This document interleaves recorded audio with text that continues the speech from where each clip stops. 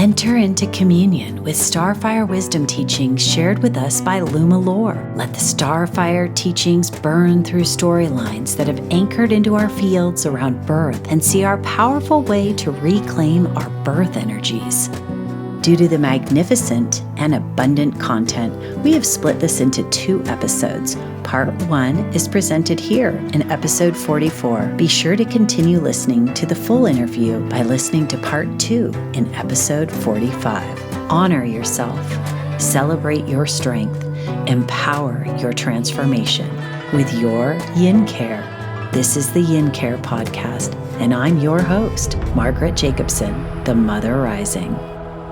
All right. Hello, everyone, and welcome to the Yin-care Podcast. I am your host, Margaret Jacobson, the Mother Rising. I'm so excited to bring this guest here today for you. I've been really wanting to share her with you for some time.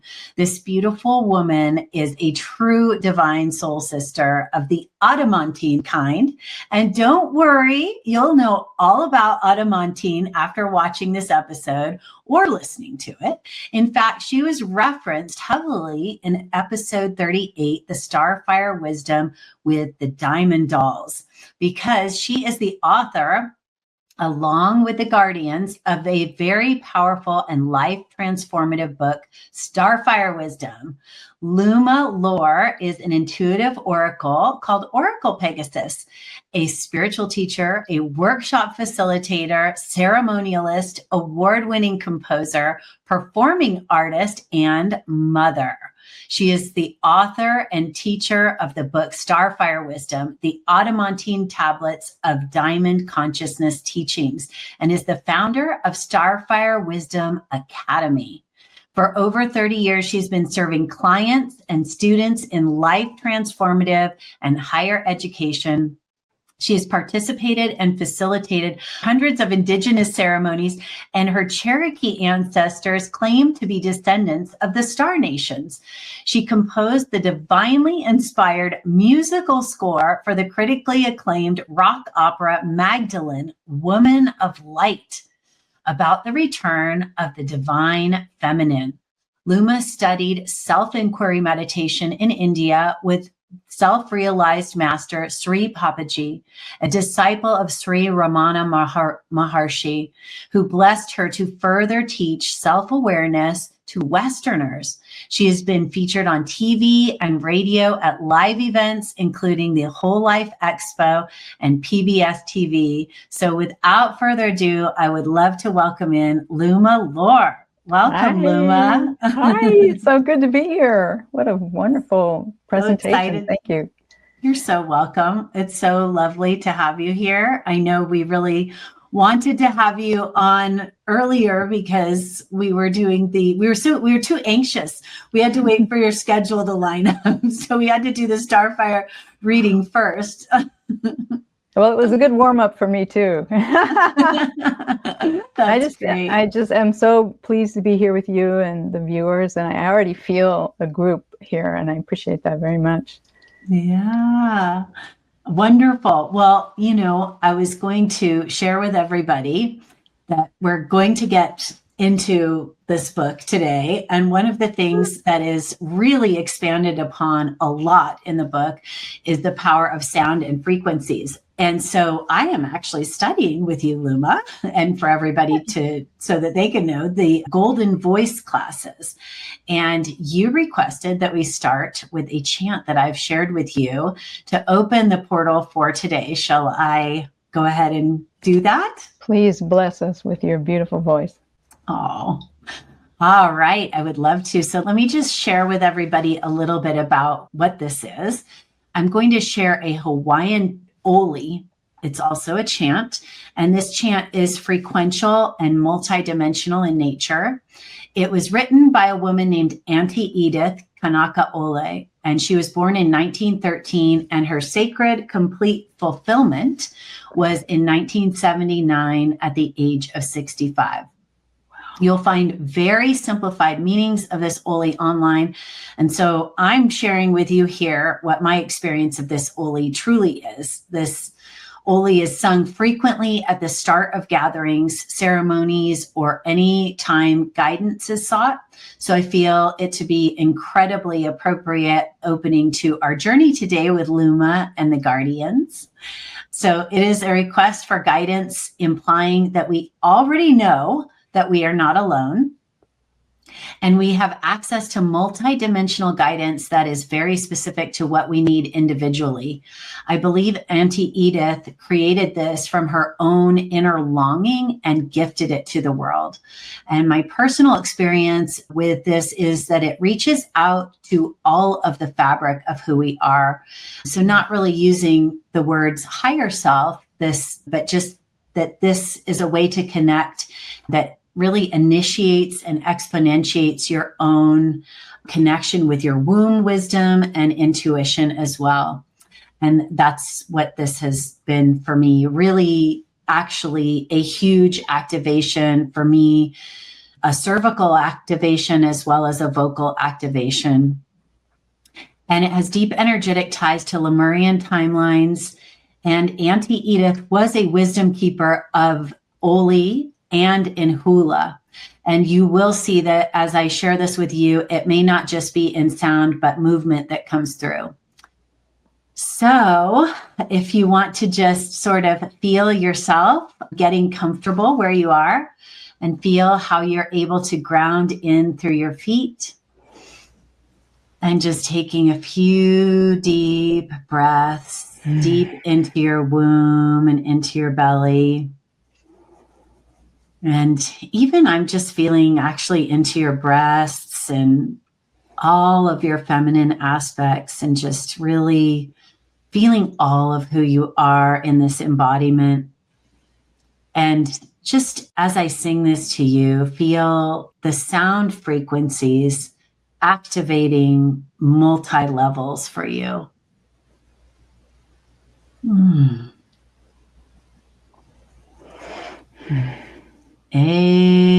Hō Mai,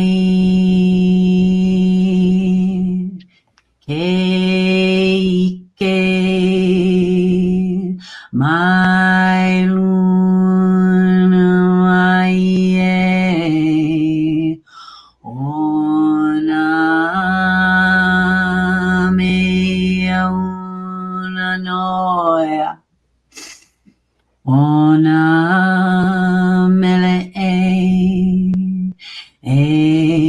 Hō Mai, Hō Mai, Hō Mai, Hō Mai, Ke Mai Luna Mai, Ona Me Ona Noia, Ona Mele Hō Mai, Hō Mai, Hō Mai, Hō Mai, Ke Mai Luna Mai, Ona Me Ona Noia, Ona Mele Hō Mai, Hō Mai, Hō Mai. Just take a few more deep breaths in and out. And feel that just permeating through your multidimensional bodies. And we honor ourselves.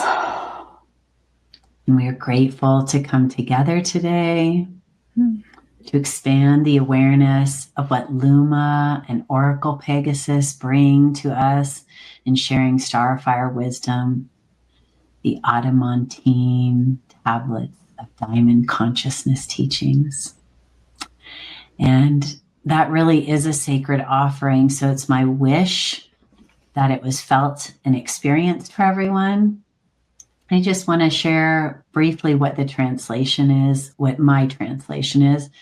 The name of that Oli is Hō Mai, and this is my translation. Bestow upon us the profound and sacred knowing from the highest realms, the hidden, artful mysteries woven through our sacred utterances and movements.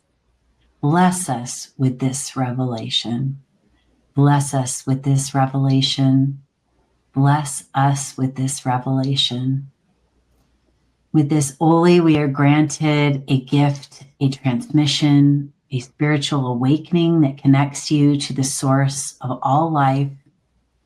This is the type of wisdom that guides healers, is the inspiration of the poet and the vision of the seer. And we are calling for nothing less than the opening of our hearts, minds, and spirits to the sacred mysteries that animate all creation. And we're asking for the revelation of wisdom that is present in every form of sacred communication. Wow. Mahalo. Mahalo. Absolutely. Did you write that? I did. Yeah. Wow, that was so profound. I was thinking, if you wrote that, that should be a song.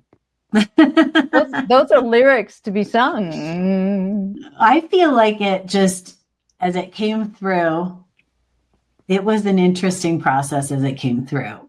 I'll share more about that with you privately. All right. Remember that. Yeah, for sure. But I just feel like it just segues so nicely into the book and to everything, because the whole idea of Hawaiian Ole and hula being this combination of expression, it truly is, the book is multidimensional in how it communicates. Yes. And they talk a lot about the voice and the resonance and harmonic resonance and the beauty ratio in the voice, and how each of us have our unique voice print. So what you just did, you added your voice print, your beautiful voice codes to this other person's composition and brought it to life in the moment now through you and your codes and that meaning you wrote, which was exceptional. Oh, thank you. That's so nice of you. I appreciate that. I am so excited to get into this, though. I want everybody to learn about your process. So let's chat about that. The Starfire Wisdom book is transmitted from the guardians of Adamantine diamond consciousness tablets through you as Oracle Pegasus. Would you start by sharing with the audience who Oracle Pegasus is and how that all came about? Yes, Oracle Pegasus is an insignia, is a platform, a method, how I serve with my talents to connect into multidimensional files and access knowledge and other realms of spirit and dimensions and communications and information, and interpret and stream and transmit to those who are seeking truth and in a loving format. So people ask me, what's an oracle? How is that different from being psychic? Right? Exactly. Or medium. And I had to really think about it, because I was psychic all my life without really knowing it. I thought everybody was seeing what I was seeing. I was seeing light around things and knowing things. And then I started realizing I'm tapping into something that I haven't learned externally. And so I started reading tarot cards and surprising myself and people about what I was picking up. But it wasn't until 2010 when I was with a partner, a music partner, a very magical being. And he kept asking me to do readings for him, like just on the fly. Close your eyes and let something come through. And there was a drive we were making through Evergreen, Colorado. And I fell asleep in the passenger's, and without realizing I'd fallen asleep. The next thing I know, he was telling me, "What are you seeing?" And apparently I might have been making sounds in my nap. And I'm like, who knows what I was doing. And I was pulled out of this semi-dream state, and I said, I'm seeing the face of who I think is Metatron, Archangel Metatron. Wow. And then all of a sudden it became this white Pegasus, this horse with wings. And it looked like it had been woven on a blanket, like a tapestry. Mm-hmm. It was facing a certain way and it had certain colors. And I love Pegasus. And I'm like, oh, it's Pegasus, it's Pegasus. And my partner is like, what's Pegasus? is that? And I said, that's the horse with wings. And I went, oh, okay.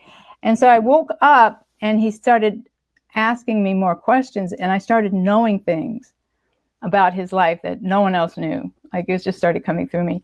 Wow. And then we stopped at a stop sign. And there was this side of the street, there was this vendor that had all these blankets for sale outside. And I mean, we're still in the woods, we're in the mountains. And then there's this little place here. And he looks over and he points across my face and he goes, is that your Pegasus? No way. And I look over and sure enough, there is a blanket blowing in the wind. So it looked like it was moving of the exact image. I had seen that blanket in my inner eye. That's the image. That is crazy. And then the download occurred, and what was presented to me was from Archangel Metatron was, this is your personal insignia you've earned, because I'd been serving psychically and energetically for years as a practitioner, but I had wanted to do more. And they said, well, you've earned the right to become an oracle, which is to be in service on a very high level. And it means you have to have a lot of integrity to do this and be in service to others. And that's how it started. Wow. So so cool. So how it works is when I go into a session, I wait for my little Pegasus image to land inside my inner eye. When that arrives, and it'll take different shapes depending on the flavor of the energy of the packet that's coming in, or the person that's contacting. And then I know it has integrity, it can be trusted. So that's how it works. That's so cool. And so, but then tell about how Pegasus, tell us the story of Starfire Wisdom book and how that came and how Pegasus played a crucial role in that. Because that's a great story. Thank you. So 4 years after that drive, when the flying blanket, 4 years later, and I've been doing these downloads oriented with Pegasus, and almost every day and on the fly, just having to download without question. Didn't feel like it, had a headache, still downloaded, didn't matter. I'm like, oh, I got lucky last time. If nothing's going to come through, something very important and unbelievably useful. So 4 years later, I'm living with my partner in my brother's place and very confused by, what are we doing with our lives? And I went to Starbucks in Hermosa Beach and I took my laptop. So there's two ways I can channel. I can do it verbally. And I can do it psychography, like automatic writing. So I do it. Right. So I sat down. What is that? Wait, back up. What is that called? Psychography, I think. I'm not sure if I'm pronouncing it correctly, but it's like automatic writing. That's so cool. I've never heard the word for it. Yeah, I know. I have that sometimes too. It's really cool. Yeah, a lot of people do and don't realize that it's a real thing. So this particular morning in Starbucks, I put my headphones on. And I sit down to say, well, what are we going to do today? What's the guidance for today? And I sat back, got relaxed, and I hear this voice and I feel the presence. In comes Oracle Pegasus. And the communication is, it's time to start that book. Oh, what book? Because I hadn't written a book. Like, I'm not a trained author, The book you agreed to write before you were born. I don't remember making that promise. Just relax. Just relax. It's okay. It's going to start. Now just get out of the way, Wow. So I went, all right, we're going to just, I've got nothing else I'm doing. So let's see what happens. I close my eyes and my fingers start typing. And I'm not really allowed, or it's discouraged for me to get involved mentally in these things. It's like I'm receiving and transcribing them with my faculties. And if I start analyzing them or reacting to them, it gets in the way. Sure. So, but of course, it kept coming up. Like, first thing that came through was the Adamantine tablets of diamond consciousness teachings. And I had to pause and have a thought about that. Like, what? And notice I pronounce it Adamantine. It's okay to pronounce it Adamantine. That's just fine. But I just didn't want anyone to be confused. That's the way. No, I appreciate that. Actually, we should talk about what the difference is.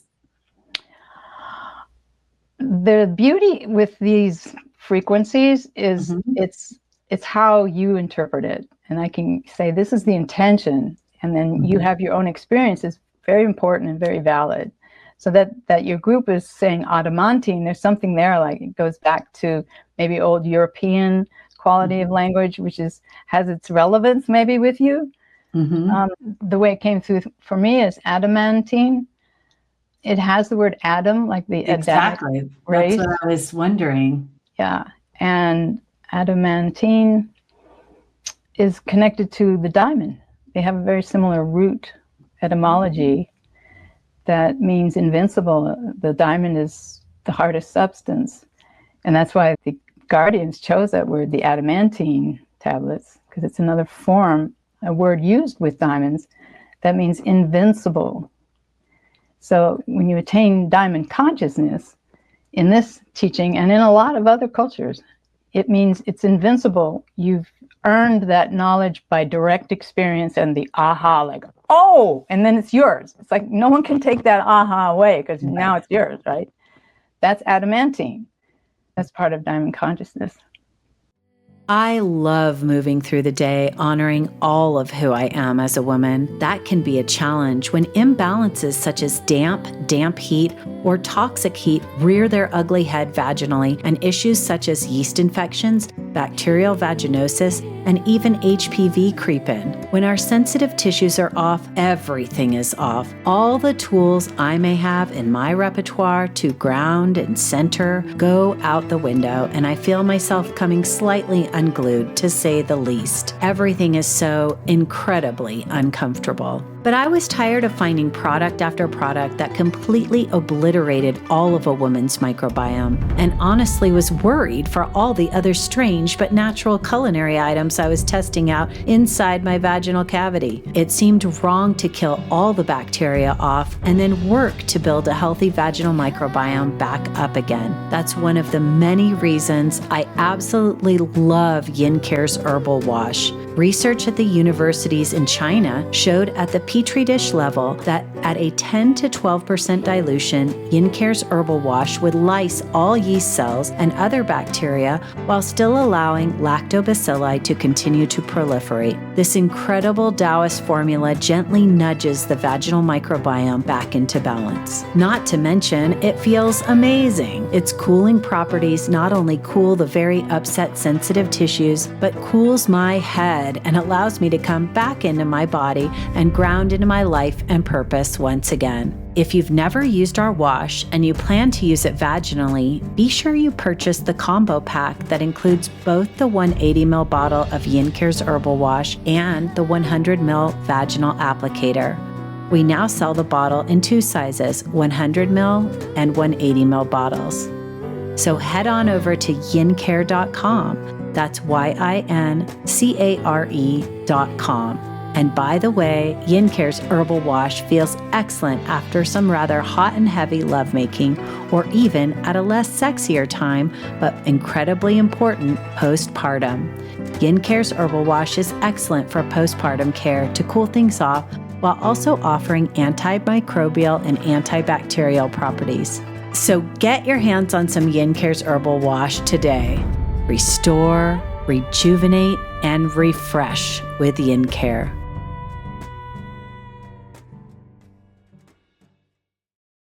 And so what came up for me was when you were saying that too, is Adam seems so incredibly closely related to the atom.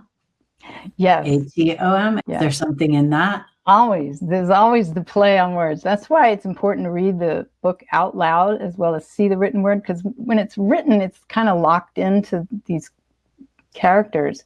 Mm-hmm. And when it's vocalized, you hear things like what you just did, Adam and atom, which is meant, that's in there. Right. Like everything, every word, every phrase has multiple layers. Read between the lines, read between the sounds. There's a lot of food there. So atom is a unit, but it's not the end unit. It's just a critical one we're studying right now as humans. And Adam, the Adamic race, they'll talk about in one of the chapters being the beginning of a certain kind of Homo sapien. And we're evolving now out of that into what the Guardians call, there's 3 different ones, the Homo in Spiritus or Homo Spiritus, the Homo Illuminatus, which is the one I'm doing, and there's the Homo Universalis. So these 3, we're going beyond the Homo sapiens sapiens. We're expanding into Spiritus, meaning being able to retrieve our consciousness in the spirit and then come back and bring that into the body. Bring that wisdom attained by staying connected in the body, but being very aware of spirit. And then Illuminatus, the one I'm playing with, is enlightening every cell, turning on the mitochondria, bringing illumination into every dark corner, including what I inherited from my ancestors, for the benefit of my ancestors and descendants. So Illuminata is it's like the Starfire Breath. You know, we're igniting our light. We're being Starfire generators. And then Homo Universalis, a lot of kids coming in right now are going to be carrying that torch, the being a citizen of the universe kind of thing, being able to know you are everything in the universe, but still have a crystalline body. Does that make sense? I mean, I think as far as the kids coming, or the babies and the souls that are choosing to come at this time too, there's so much transition as far as systems falling away that will decrease the amount of trauma that they're having to process and go through these stages of illumination. There will likely be an illumination that's sort of granted to them in the sense that if their parents, if their, mothers and fathers have been doing this work, that they, sort of step into this at a space where Universalis becomes much easier. That's my sense. Am I correct in thinking that? Yeah, absolutely. And I'm sure the more you explore it, the more you can tell us about it. That's how it works. It's not about me. It's about this information is, you get the book, you do the work, you get together and you read, and then you're unlocking your own direct knowing and then contributing that if you want to. It's so true. I don't know why. I mean, I'm interviewing you, so you're the expert, but I've also been reading it myself. So yes, I do have that direct experience. Yeah, that is my sense. And that, I think, probably, just as a side note, is partly why I'm so incredibly committed right now in my own studies to really cleaning up these, the medicalized birth arena and such, and also just preparing to be a grandma and knowing that there will be these other lives coming in. It was definitely a piece of it when I started to really realize that was gonna happen sooner than later, that I better get going making this, helping create change. You know what I mean? Absolutely. And you certainly are making changes for helping the feminine, and the feminine in the couples, and the feminine, in the yin yang, and the womb honoring And the birth is talked about in the book, reclaiming your birth energies, because they've been siphoned off and they're being reclaimed. Like when I had my sons, they were born at home. And fortunately, I had been in Santa Monica where there was that availability. You don't have to have drugs like your mom did. And my mom was not awake when I came through, and I was forceps out. Wow. And I'm dealing with neurological issues now that my healers are feeling are linked to that forceps experience and being drugged from the drugs my mother had, and then being taken away. So not having that initial bonding. I didn't know that. I did not know that it's a twilight birth, just to give a name to that for your what. Have you heard of that before? No. Because she was put under, right? Is that what you said? Yeah. Right. Yeah. It's called a twilight birth. Wow. Twilight baby.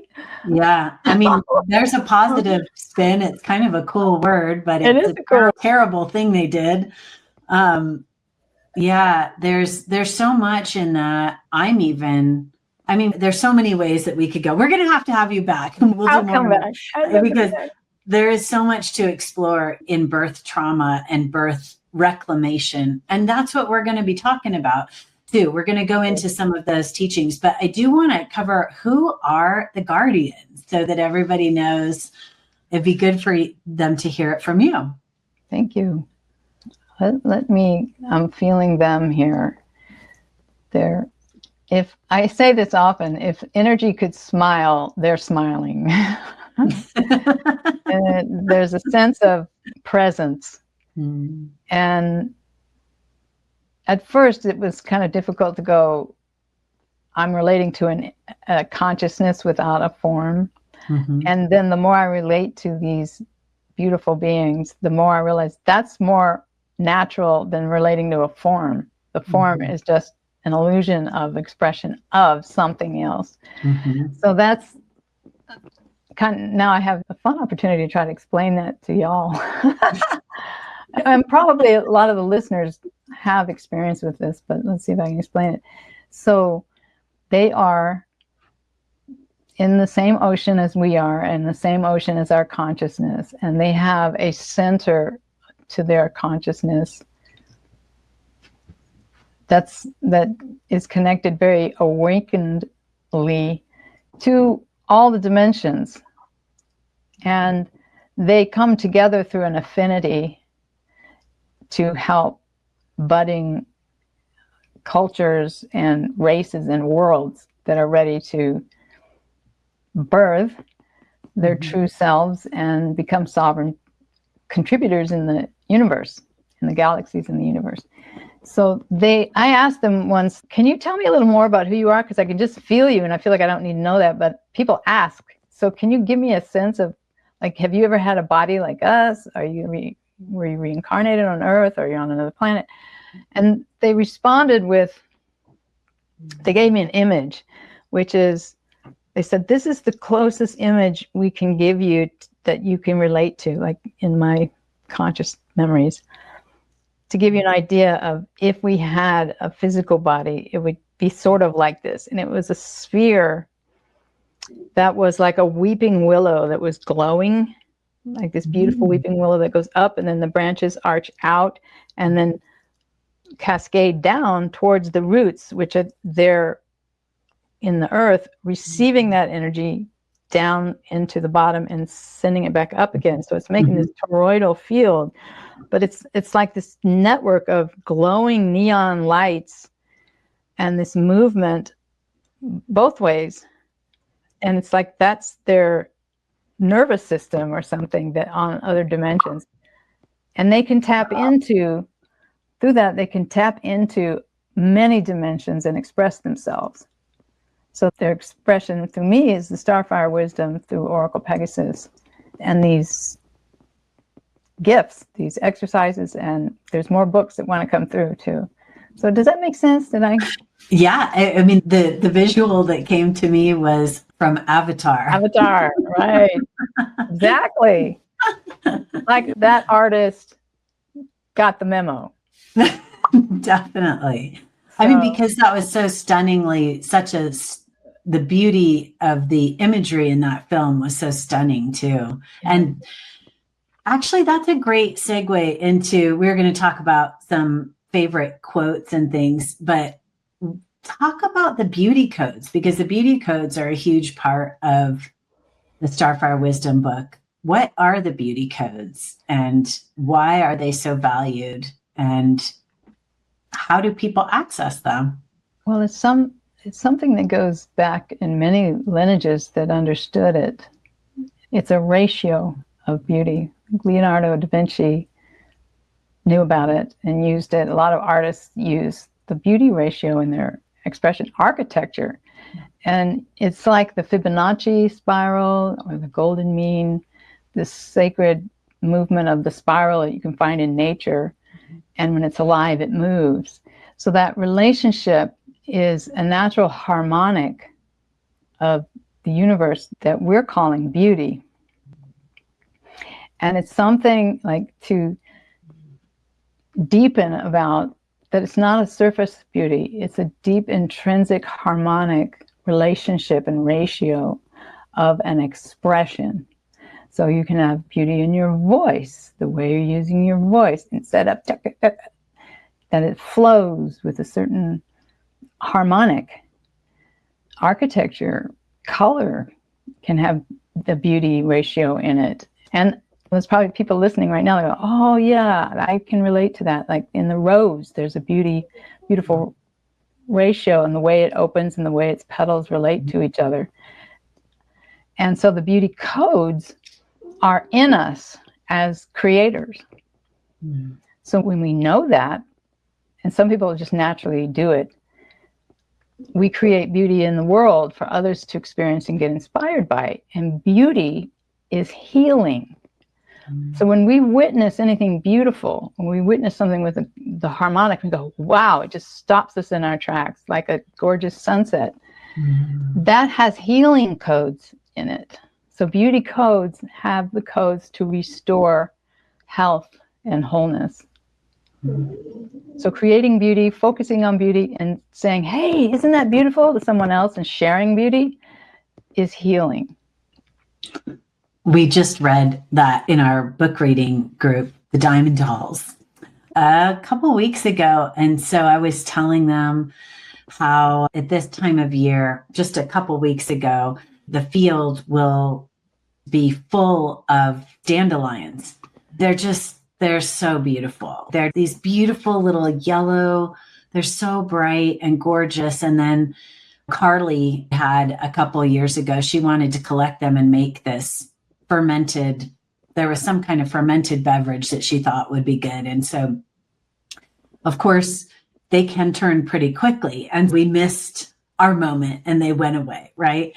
And so the thing is that I really wanted to pick these. I think I told you because we met on the day that I finally got to pick them. I had gone on a walk out in the yard and they were clearly all, turning. And I was a little bit sad that I had missed it, but I really didn't want to pick them because they were so beautiful. I was struggling. And I woke up the next morning and just along the side of the house, just in the back of the house and everything, they were just all lined up. And it was actually such a loving experience to just have that sense that I had participated in that creation of it being right by the house, very easy for me to get to, that it was important to me. There was definitely a frequential connection with the plant that they were responding to.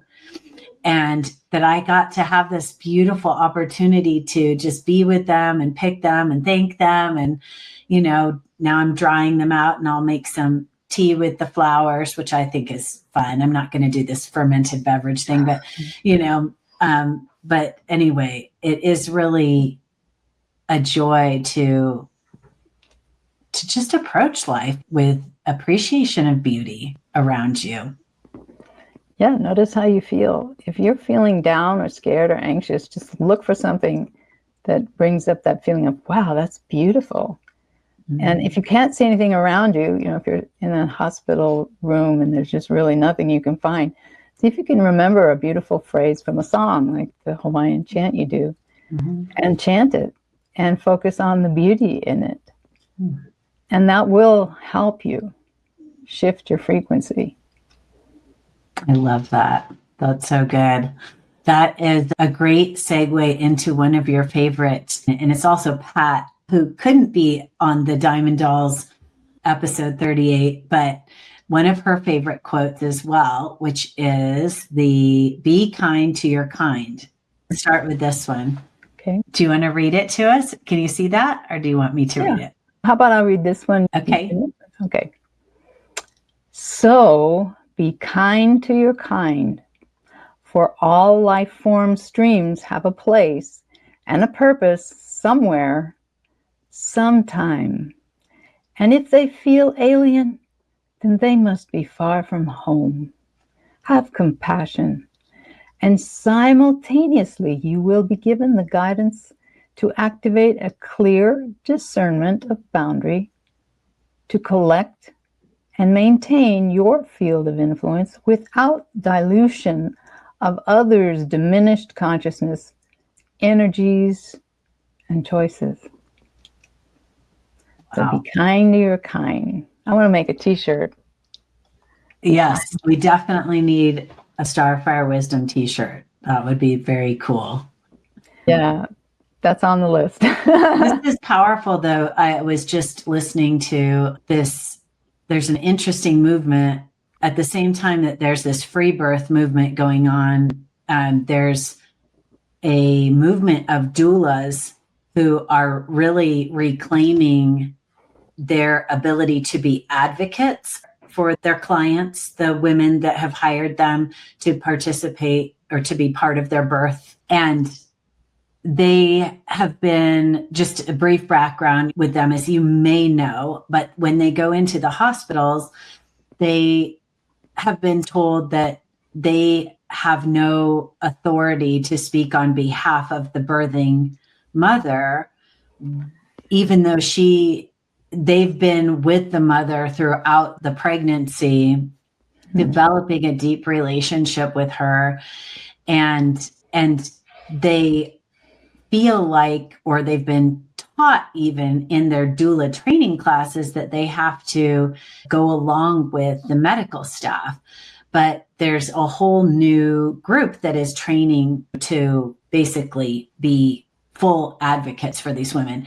And so what it reminded me of when we were reading this right now, or when you were reading it, is that some of the scenarios that they come up with, that these medical professionals will say, like in the heat of a woman birthing, are just really like, they definitely must be very far from home. They're definitely aliens. They're so out of touch of what is going on in the room, because they're and the having compassion part. I mean, there's a group, I can't remember the name of this group, but they're really training these women in this. I'm definitely going to have them on the podcast. But in any case, they just teach these other doulas to be advocates, and they do it in such a way that allows them to be so calm, Luma, and so relaxed and so compassionate with the medical professionals, but still advocating for the mom at the same time. It's just beautiful. So it really does follow this, really activating a clear discernment of boundary to collect and maintain your field of influence without dilution of others' diminished consciousness, energy, and choices. Yeah, I'm glad you brought that up, because I'm learning directly myself, working with medical and healers. They used to be very polarized in my life, but lately I've learned this discernment and having compassion, that we are all connected. And I may have a medical care person who's just not with it for me, but I don't have to make them bad. And I've stopped fighting that, because that doesn't help. It wasn't producing progress. What I have noticed is, since I have more compassion, like, they're trying to do the best they can, maybe, or maybe they're in the wrong place and shouldn't be here, but who knows why they're here. But I don't have to follow. I have more power and choice. And that's really important to, like, what your advocates are doing, is I have choice. And I've been educating my caregivers in the medical field, just speaking up my voice, opening the voice chakra and saying, well, here's what I'm thinking. Here's what I'm noticing. I don't want preservatives in whatever you're going to stick in my arm. I want to make sure it's organic. And I've had positive response since I stopped making them bad people. Like they're human beings trying to do the best they can. Like, I go, okay. And they went and worked with the hospital on this ingredient they had to put in me to do x-rays, and did as organic as possible. And everybody's like, wow, I've never heard of this before, but it makes total sense. And so that's what's possible when we speak up, exactly, stand our ground, and are supported, that we don't have to fight, but we can claim and understand. Like you said, I feel very alien right now. It's not just for ourselves. I'm developing a talk on this, this talk I'm going to be giving at Indigo Angels Health and Healing event. Wow. And part of that is, because she does a lot of grid work, and really, when we choose to enter a medical facility, a Western medical facility, well, any medical facility, but our bodies are doing grid work just being there. The frequencies that we're putting out, and the shifting and the changing of the way the conversations are going, and the way we're advocating for ourselves, or, and we're shifting and changing that. I mean, it is actually, like, I have to say, it's changing it, and it's also dismantling the parts. In my mind, it's almost like that soup that's happening. We're going to just get this beautiful soup of a butterfly or a caterpillar before it becomes a butterfly, how it completely just disintegrates. We're just going to go into these medical facilities and turn it into this soup, and then just reconfigure everything. Oh, I love it. It's caterpillar soup. I like it, with butterfly dessert. That's really a cool image, though, that empowers us to be a little more excited about having to deal with the medical field, having a little more curiosity. What can I bring now? And what can I receive? If I show up, I'm open to receive what I need. So true. Oh, I did have one question on the tablets. Are they ever considered physical tablets? I'm sure you've gotten that question before. I don't think or I have. They ever been? Have they ever been physical tablets? Because there's more than one, right? Right. So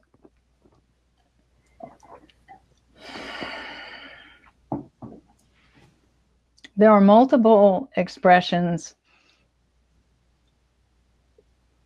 of this software, and it's part of a larger collection of wisdom tools. And they have been sourced through other timeline parameters where different expressions were required. So this, at this timeline point, this illusion of timeline, but useful, we have light technology, we have plasma screens, we have the ability to see things online, and we have books in this format. And so it's an artistic reverence to the original tablets, meaning they're telling me this right now, that encoded in our human DNA that's really mixed now, which is a blessing. And in our collective consciousness are memories of tablets where they were actually written on stone. And certain ones were written on, what are they calling that? They're materials that are off planet. But there's been the emerald tablets. There's been all kinds of tablets, clay tablets, that at that time were what was used for expression, but they were still encoded with meaning on the astral realms, on higher planes, that could be accessed by one who could tap into the encoding that went into that. Let's say maybe it was done on a quartz crystal tablet, and like the crystal skulls. Right. So you have imprinted in their information, usable tools, but you have to know how to either read or tap into access that, and then it opens this access to bigger files. So it's like a point of focus. I see. So, I mean, what's coming up for me as you say that is that really these were maybe once in that form. In this time, it's been gifted to us in a book format that then unlocks things more almost on a DNA genetic level. Definitely. It has to be appropriate harmonic resonance with the time matrix or the experience that it's coming into. Mm-hmm. And it's coming in because of a calling. It's not something like, oh, let's slap this information on those people down there. It's more like, as unity consciousness, there's a calling, like there's got to be a better way. There's all this death and violence and lack. There's a big calling all over the planet that called this in, like a prayer for liberation, for realizing we've been enslaved mentally. And we see it, our loved ones are enslaved and don't know it. They're still under hypnotic glaze. So that call went out and was heard and said, okay, so there's an authorship of this program, this software for that, to match it. So the people who have called for it will resonate with this book. And it won't be everyone. It's been designed for those that are seeking this particular kind of avenue of evolution in their consciousness, and particularly unity consciousness. Yeah, it's really a magical thing when we come together and read, and we realize that we all called each other together to read this book together, and that we asked for it. We all asked for it, and we all asked for each other to be that we really are experiencing ourselves as these creator beings, It's just really cool. It's like cyclical, circular in a sense, we called it in, but we're telling ourselves and reminding ourselves that we participated in it. Yeah, because that's the reality. It really is circular and spherical. I mean, there's even a chapter, linear versus spherical, or spherical versus linear thinking. Because the linear thinking is useful for experiencing things one bit at a time, but the actuality is it's more spherical. So at the same time, you're simultaneously knowing and learning at the same time. Totally. Oh my gosh. I'm going to put up, the book looks like this if you're watching this. And then I'm going to show you just briefly so you can take a peek at the table of contents here. So if you happen to be watching this, you're welcome to screenshot the table of contents to see there's 2 pages of table of contents, and then it has, or 3, and then it has a whole list of exercises. How many exercises, Luma? I think it's either 30 or 60. 30. Oh my gosh, it's so many. You've completed part 1 of a 2-part podcast on Starfire Wisdom with Luma Lor. To listen to the full interview, continue listening to part 2 in episode 45. I'm your host, Margaret Jacobson, the Mother Rising, and you've been listening to the Yin-care Podcast. Honor yourself, celebrate your strength, empower your transformation with your Yin-care.